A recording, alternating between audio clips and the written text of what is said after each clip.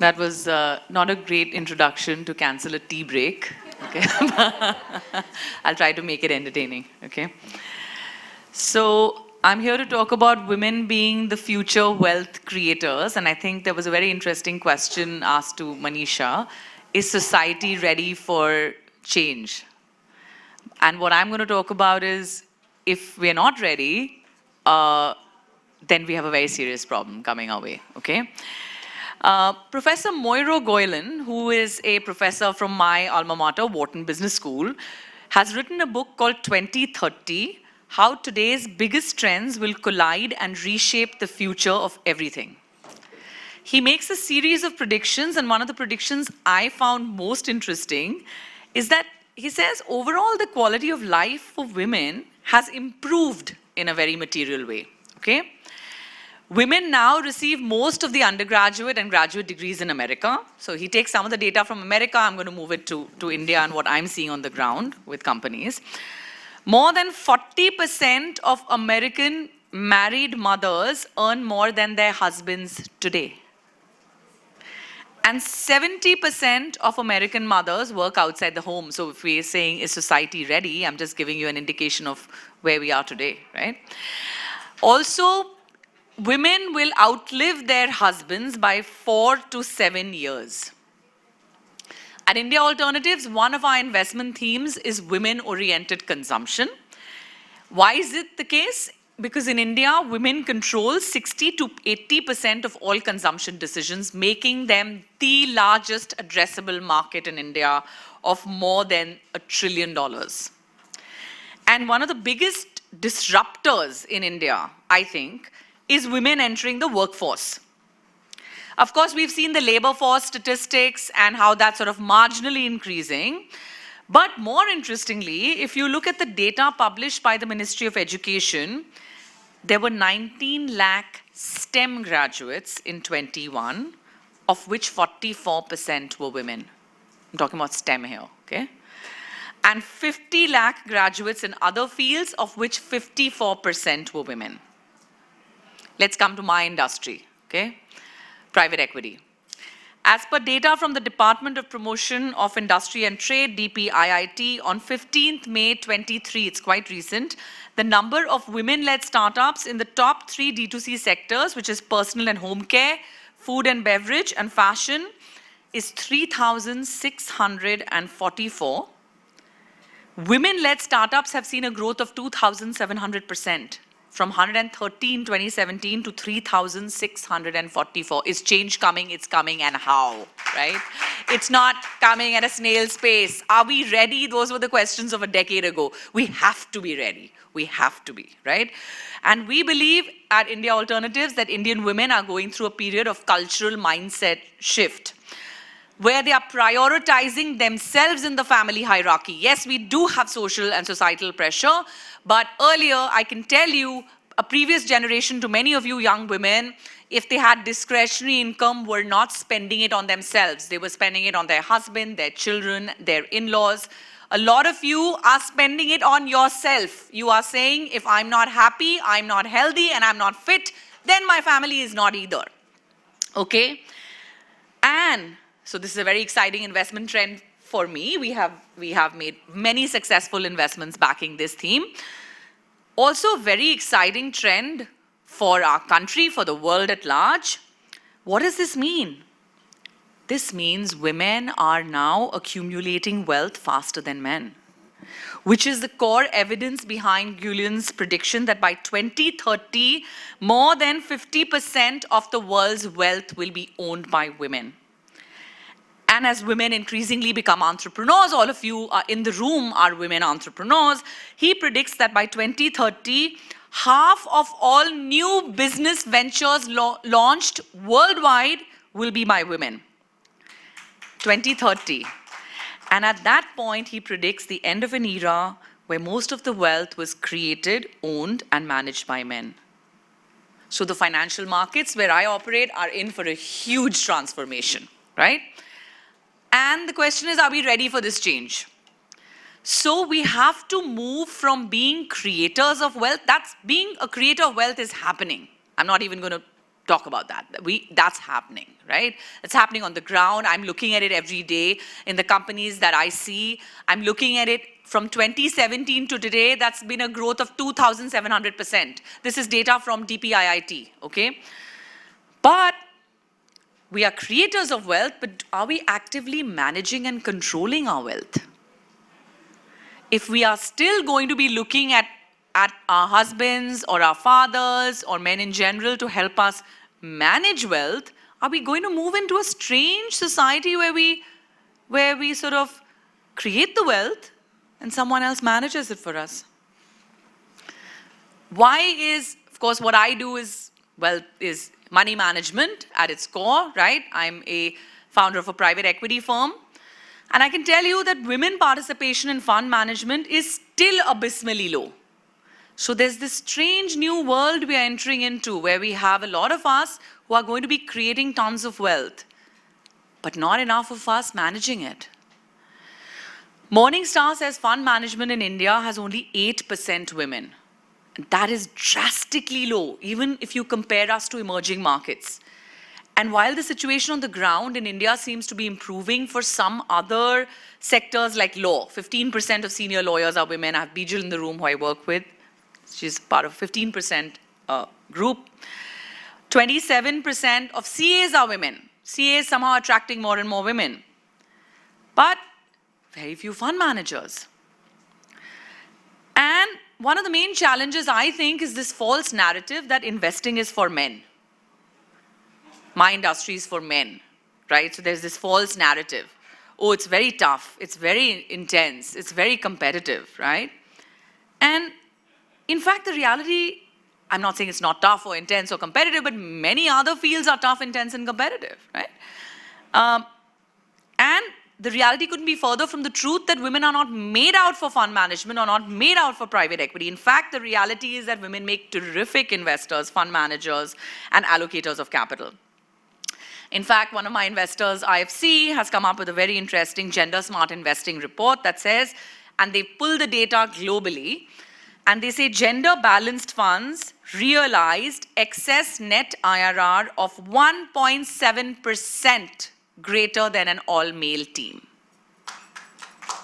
So this is hardcore data from one of the most astute investors globally, right? I'm going to talk about a couple of reasons why I think women make terrific investors, right? And I'm going to generalize here, so apologies to the men in the room, but in general, men tend to be overconfident when it comes to investing. They think they know more than they do. So that leads them to trade too much. They take a lot of risk. They may invest in companies they don't fully understand, okay? Women, a lot of us in the room will say we don't know as much. They're not as confident, and they think this is a bad thing for investing. But this is actually a wonderful thing. This is actually a wonderful thing. What is investing about? What is fund management about? It is about seeing all the various risks in a potential investment and being able to price it, right? Women do a lot more research. We rely less on our gut feeling. For all decisions, we ask our friends, hey, I think this, do you agree? That's just how we are. And that's a wonderful thing for my industry, right? So guess what? I'm not just saying this. Studies have shown women trade less. We are less apt to try to time the market. We have much less ego involved in our investments. And that's just amazing, right? We listen. What is my industry? What is my job about? What is creating alpha about? It's about listening. Women tend to see things in a holistic perspective. Men tend to suffer from confirmation bias. I believe this is right. All the data that I see is going to support that belief.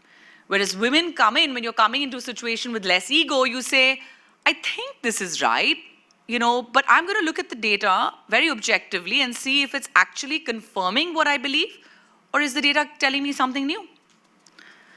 So I love talking about a book by this New York Times editor called Lou Ann Lofton. And she studied the traits of women investors and male investors, and she spends a lot of her time following Warren Buffett, okay? And I would have answered if you said, who would you have liked to have a meal with or whatever, that would be Warren Buffett. But can't do that, you know. So, and her conclusion is that Warren Buffett has a decidedly feminine investing style. Warren Buffett Invests Like a Girl is the book that she put out, right? He has a calm temperament. He has a long-term outlook. He does a lot of research. Over his tenure, he's got staggeringly wealthy, and how many investments has he made? Not that many, right? He remains steady under pressure. So she went to Warren Buffett and she said, I'm putting out a book with the title that says, Warren Buffett Invests Like a Girl. And he says, absolutely, I do. Okay? So I'll tell you a little bit about my story and how I started, because Shrija wanted the talk about resilience. I moved it into something else because I thought it was very important to put this message out to say that it's not enough for all of us in the room to create capital. We have to think about managing it, right? But so when I started the platform more than a decade ago, my first investor turned around, and Shrija knows the story because this came up actually in one of our earlier conversations. And he said he loved it. But, you know, if I'd been a man, I would have turned around, you know, and shaken his hand and said, wonderful. He said, I love it. I want to back you. And I want to give you this much money, right? But I'm a woman, and I was 5 months pregnant. Now, if a man had his wife, you know, was 5 months pregnant, he would have either not mentioned it, or, you know, after he had closed the pitch, he would have said, oh, by the way, you know, this is great timing because I'm going to have a family too and all that. But, but of course, I'm a woman, right? So he said this. I turned around and said, oh, but wait a minute. Wait. Before you make any decisions, I just want to let you know I'm 5 months pregnant. And he turned around and said, congratulations.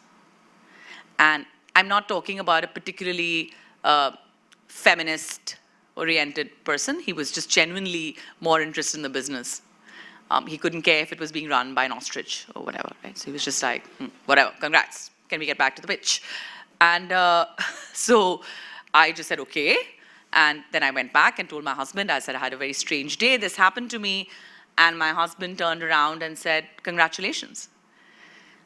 And so I said, well, if all these men are saying this to me, then maybe there's something there, you know? And that's the story of how I started. So my point is, what am I trying to, you know, and I bring it together to what I'm saying here, is that we make wonderful investors. We make wonderful, we are wonderful at allocating capital, at understanding money, right? But how many of us in the room actually take the primary role in allocating finances for our family? Would you mind if I ask that? How many of us? Yeah, that's it. That's it. Many of us make lots of money in this room, or we have very exciting startups, but just 3 of us in the room actually take the primary role in allocating finances. Why is that? They're age-old stereotypes. It's almost institutionalized. I mean, it's almost like we believe it. I'm going to throw out some of the stereotypes and debunk them, okay? Women are spendthrifts.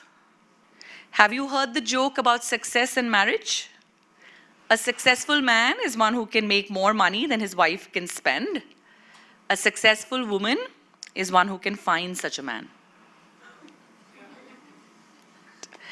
Voya Financial is an American retirement investment and insurance company that manages 18,000 crores of assets. That's the type of scale. And every once in a while, they come out with very interesting insights about how people are saving. Any guesses as to whether women save more, men save more? We're considered spendthrifts, by the way. Any guess? Women save more. IIM Ahmedabad came up with with sort of a research paper that said digital retail platforms and consumer emotions, an Indian perspective.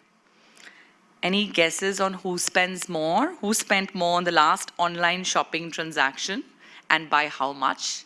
Was it women? How much more? 36% more. But we are the spendthrifts, right? Second stereotype. Women are poor decision makers. One reason why women shy away from top jobs, right? I'm not finance, financial services, my industry, the boardroom. Boardroom is so boring. It's still, when every board meeting that I go to, if it's a large company, I'll be the only woman there. Right? Because there is this concept of the alpha male. And one of the best things that I've read that debunks this is Sapiens. Has anybody read that book? Yeah. Yuval Noah Harari. So Harari says that there are pub psychologists. I love that term, right? It's after 2 beers, you're a man in a pub and you become a psychologist. So you have an explanation. Okay, so these men will come up with why men have the best jobs, highest salaries, fastest cars. Because they say that they are aggressive type A men in the boardroom and they have their ancestry in the hunter-gatherer alpha male. Has anybody ever heard a man tell them this? Yeah. Harari, however, says that if we were to look at stereotypes, right, and we were to actually look at how things progress societally, aggression has a very weak link with authority. Managing a war requires a lot of tact and guile about managing, cooperative, being cooperative. And women are often stereotyped as better manipulators and appeasers than men, right? So he says, actually, a mother of 3 should make a much better leader, and be much more interested in politics than a carefree bachelor. Because she's much more concerned about social harmony, right? Adequate food supply, the intuitive understanding of high stakes of war. So who would you back as a leader? A mother of 3 or a bachelor who's going, out and coming up with the alpha male, hunter-gatherer sort of theory after 3 beers? So who would make a better leader? I'm just saying. Finally, women are just bad with money, yeah. A lot of us say that. I was so bad in maths. I don't know how you understand maths, Shivani. So many women come and tell me this. I don't know what, yeah. And I'm just, what, I'd love to do it. I'm just bad with money. No, you're not bad with money. So money is power. When someone tells you that you're not good with money, what they actually mean, and I'm going to say something a little uncomfortable here, is that they don't want you to be comfortable with the ordinary exchange of power in capitalism. They don't want you to trust your instincts in accessing one of the few routes to personal freedom. That's finances. Right? Now, coming back to the data. Investment portfolio of women deliver better returns than men. It's not just us, it's not just me who's saying this, the studies show this. A survey by ET Money, recent survey shows that women investors have generated better returns than men every single year from 2017 onwards, every year. And in fact, during the pandemic, we did much better. When there's global war, when there's crisis, when things hit the fan, we do good. We do great, right? Even in the US and UK, women have outperformed men.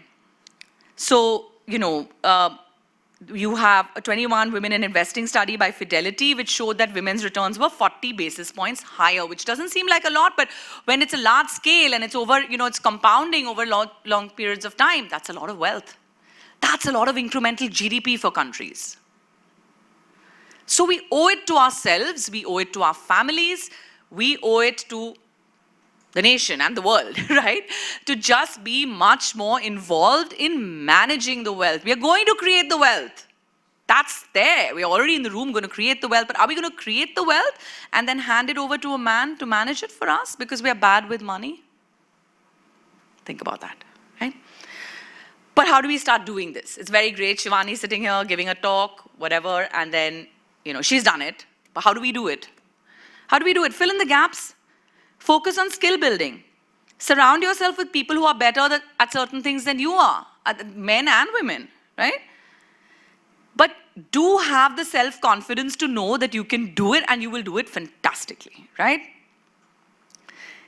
Create a network and mentors. I don't know if Manisha talked about this, but we all know this, right?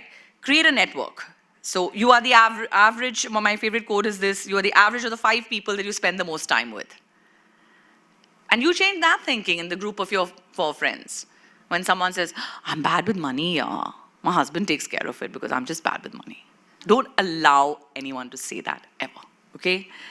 And so the people you habitually associate with determine 95% of your success and failure.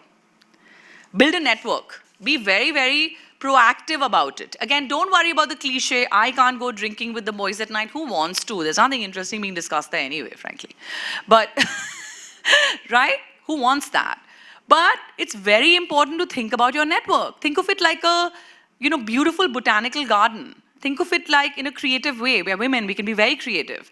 It doesn't all have to be the same sort of people. It can be different people. It can be different ideas, right? When I started the platform, I wanted to raise money from the local institutions. They were not investing in private equity.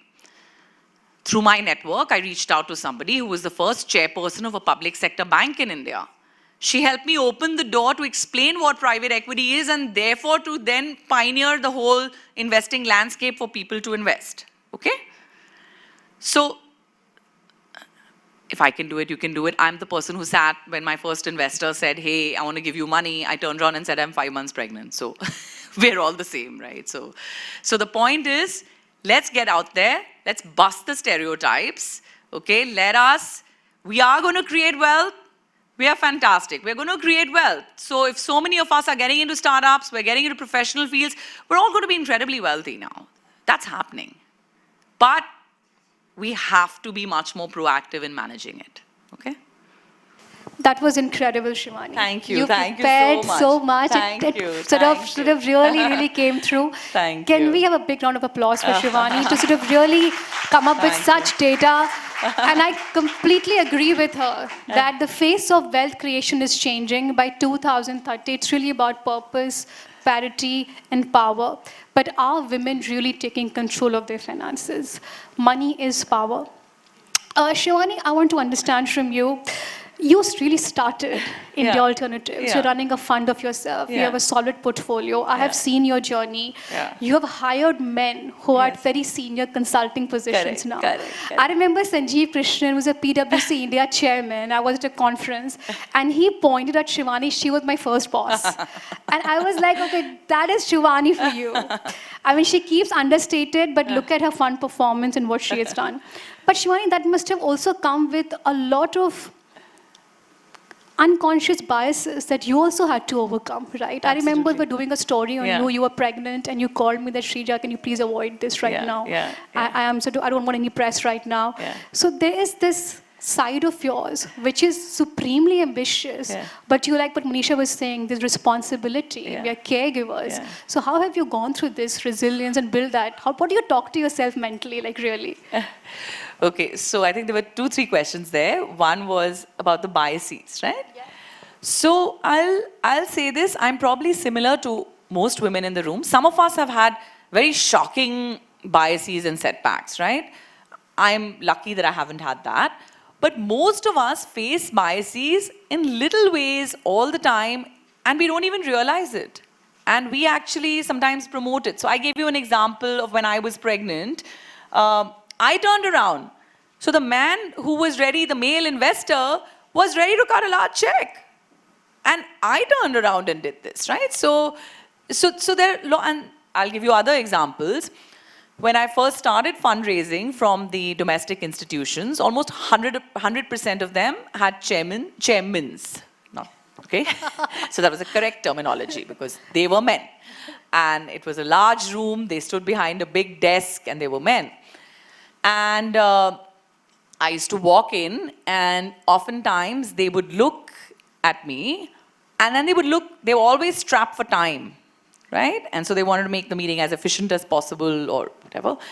And so they would look beyond me a little irritated because they would think like, somebody sent someone, now the boss is not yet here, right? And that's what I mean by little biases, right? But so the thing is, you shouldn't ignore it. So I didn't want to ignore this, but at the same time, I didn't want to be sitting there like getting annoyed about this. I'm pitching, so obviously I can't do that. So I used to turn around and look at the door behind me also. And for 30, 40 seconds, we would both be doing that. once or twice, the chairperson would ask me, what's on, and I would say, I thought maybe you're waiting for one of your colleagues to come so we can proceed with the meeting. And I think that would get the message across that, okay, the boss is in the room, we can start, right? So, so those are kind of things, and I'm sure all of us in the room, if we chat, will probably have countless examples like the one I just gave you, where there are small biases. The problem with these small biases, though, Shrija, is that they accumulate over time. So let's say you have a woman who's working in a company who, there was a small, let's say that, a man and a woman are both trying for a project. There's a tiny bias which holds her back just on that particular project. But then that particular project was very important for the review at the end of the year. And then at the end of the year, the man gets promoted. So she has to wait another year. So I'm saying these small little biases, when you accumulate them, are not that small. Yeah, they can set you back. Yeah, they can set you back, years, right? Absolutely. So I think that's what we should all just be a little bit aware of. And there are many ways you can handle it. I mean, I used humor. We can, and probably because I wanted to make the whole situation light. And I know that it's not coming from, and most of the men I've worked with or had the pleasure of interacting with, or I have a lot of male investors, are just wonderful human beings. And some of them, were just doing this sort of ignorance. Right? I loved your talk. It was incredible. And the way you debunked it one myth at a time, using humor as a tool. One should learn the art of fundraising from you. Not just an incredible talker, but the way you presented your story. I think Ashwini is clamoring to ask you a question. He was in our first panel, 35 North Ventures. Yes, Ashwini, you can have your question. Yeah.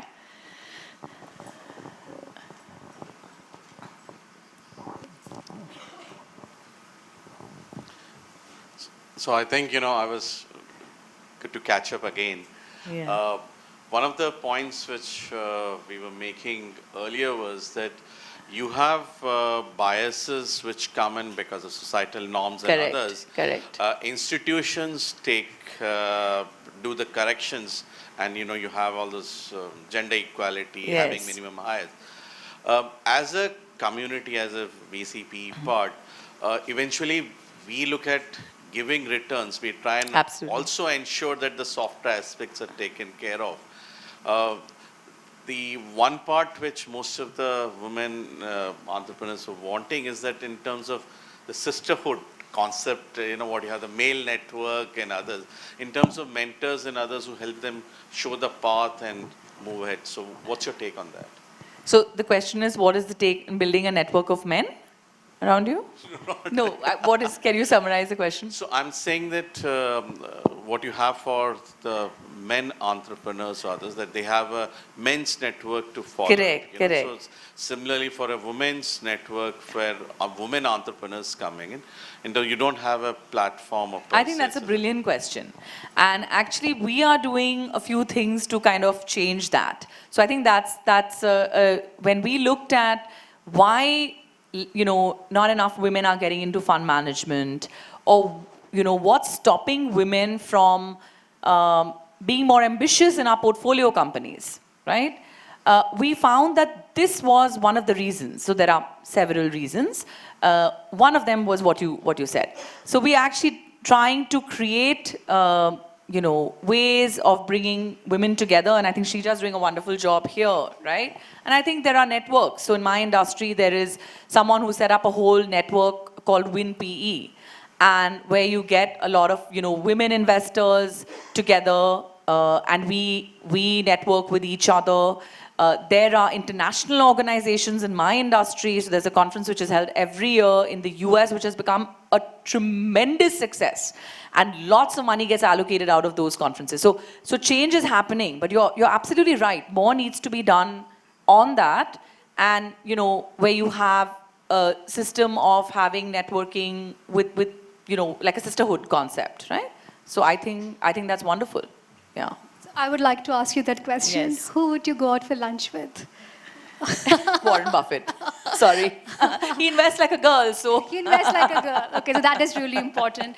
Yeah. But to be very fair, I think Shivani made some brilliant points that whilst the face of wealth creation is changing, that point is sort of well taken, but the fact that our management of wealth is still being done by our husbands, so the males in the society has to change. For the sheer reason that we've sort of outlined that women tend to live longer. And despite the societal norms, they tend to earn much lesser than men. So you need to take control of your finances because money is power. We'll just give one question for Shivani. Okay, I'm going to give it to, yes, ma'am, I'll give it to you, yes. We have a retired judge here. Wow, that's amazing.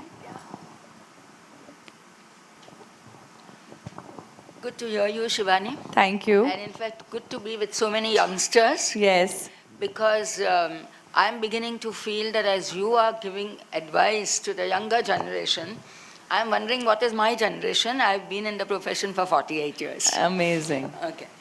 Now, we do a lot of finance matters.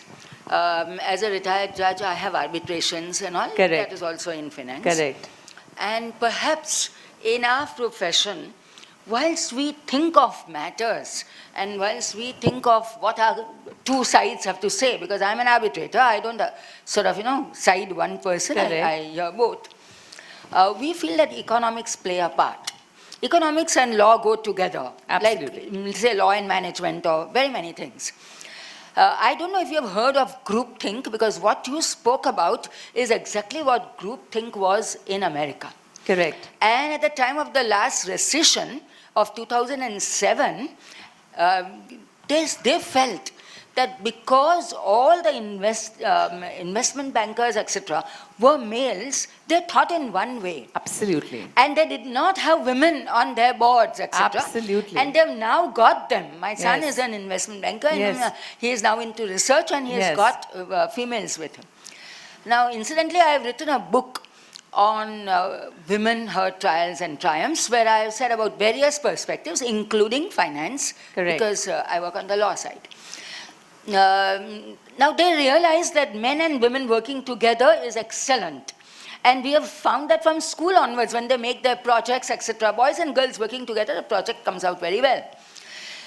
We have to now think, when we are going ahead as a nation, and when our share market is risen now to 72,000 and whatever, and is expected to rise some more, that one day it is going to fall. Because it is foolish to think that it will only go on rising lakhs and lakhs and lakhs, It never does, because those are economic cycles. How would you want to take care of that vision? Because that is going to come, say, after 2-3 years. How long will this market go on? I think you brought up that is how you'll have to invest or tell your customers to invest. Absolutely. So I'll mention one thing. In fact, one of our entire investment themes I mentioned in passing is women-oriented consumption, because we found that it is a staggering market. It's $1 trillion market in India, but most of my peers are men. So it's very difficult for them to understand the nuances that I can in investing in that, right? And so to your point about groupthink and shaking up the industry, again, I'll repeat, the IFC has come up with a study which says gender balanced teams generate almost 2 percentage points of IRR more than all male teams. That is very, very huge, over a period of time. So I think we have to absolutely push and demand more women in investing roles. It's not because we are being very kind to women. It's because the business demands it. We are leaving so much on the table here, right? So I think the case for pushing women needs to be also about the fact that this is about business, about returns, about the, like you said, stock market, analyzing it, looking at the risks, all of the things that are very important in managing money. So. Thanks for that, Shivani. I think Shruti was clamoring to ask you a question. Yes, Shruti. I just want to give a lot of people an opportunity to talk to you. Hi. It's been great listening to you, especially those facts and data points really got me going. I lead the global research and consulting practice for an international organization, and I'm also a Chevening scholar. Brief question, how do you bridge the pay gap? And the fantastic thing about working for governments or organizations like the UN, etc., is that there are bands and scales. Yes. There's a lot more transparency. Yes. What I've seen, witnessed, and definitely gone through in the private sector, is that wage gap is huge. And it's real. And it's real. I've seen younger women doing the same role as an older man and probably getting paid 1/4. So any examples of that you can share? So actually, I mean, many moons ago when I was in college, I did my entire thesis in one of my classes on the wage differential in my industry in the US. And, you know, I was talking about highly qualified people that went to the top MBA institutes and comparing and controlling for lots of variables and looking at the same age. So I was controlling for all of that. And there was around a 13 to 15% difference in the US at that time, right? In investment banking. So it's definitely real. I don't think there's an easy answer, is the honest response here. But I think one of the ways is that we will have to speak up, we'll have to ask, and we'll have to stop the small biases from happening. Oh no, it's just this project, nah. No, because if it's just that project, then at the end of the year, what does that mean for what I get paid for the year, right? It's allowing someone to justify why they can pay you less. So I think that we have to notice and observe the little noise, not to say that we should be unhappy, we should be wonderfully happy, we're in a great position, better than women have been for, I don't know, all of history perhaps, right? But I think it's time for us to speak up a little bit more on this. And I want to acknowledge what you said because it's absolutely real. It's a very valid point. The small biases and compound up and can set you back many years.